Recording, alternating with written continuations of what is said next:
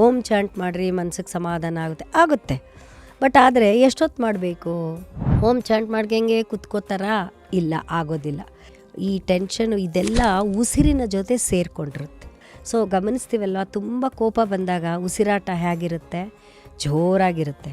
ತುಂಬ ಖುಷಿಯಾದಾಗ ಹಾರಾಡೋ ಥರ ಇರುತ್ತೆ, ಚೆನ್ನಾಗಿರುತ್ತೆ. ಅದೇ ತುಂಬ ದುಃಖ ಆದಾಗ ಉಸಿರೇ ಬರೋದಿಲ್ಲ. ಸೊ ಇದನ್ನು ಉಸಿರಿನ ಜೊತೆ ಏನು ಸೇರಿಕೊಂಡಿದೆ ಆ ಉಸಿರನ್ನ ಹಿಡ್ಕೊಂಡು ಆಚೆ ಬಿಸಾಕೋದು. ಸೊ ಹೆಂಗೆ ಬಿಸಾಕ್ತೀವಿ? ಆ ಕೋಪದ ಮೂಲಕ ಬಿಸಾಕೋದನ್ನು ಥ್ರೂ ನೋಸ್ ಬಿಸಾಕ್ತೀವಿ.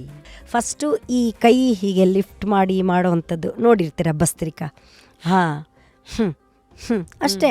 ಏನು ಬಂತು ಆಚೆ? ಉಸಿರು ಅಷ್ಟೇ. ಸೊ ಈ ಟೆನ್ಷನ್ ಆಚೆ ನಾವು ಹೆಂಗೆ ಬಿಸಾಕ್ತೀವಿ? ಅಷ್ಟೇ ಸ್ಮೂತಾಗಿ ಬಿಸಾಕ್ತೀವ? ಖಂಡಿತ ಇಲ್ಲ.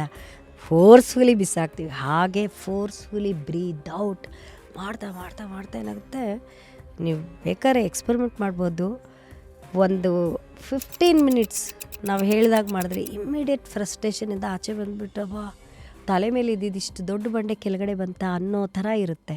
ಫುಲ್ ವಿಡಿಯೋನ ನೋಡಿ ಆನ್ ರ್ಯಾಪಿಡ್ ರಾಶ್ಮೀಸ್ ಯೂಟ್ಯೂಬ್ ಚಾನಲ್.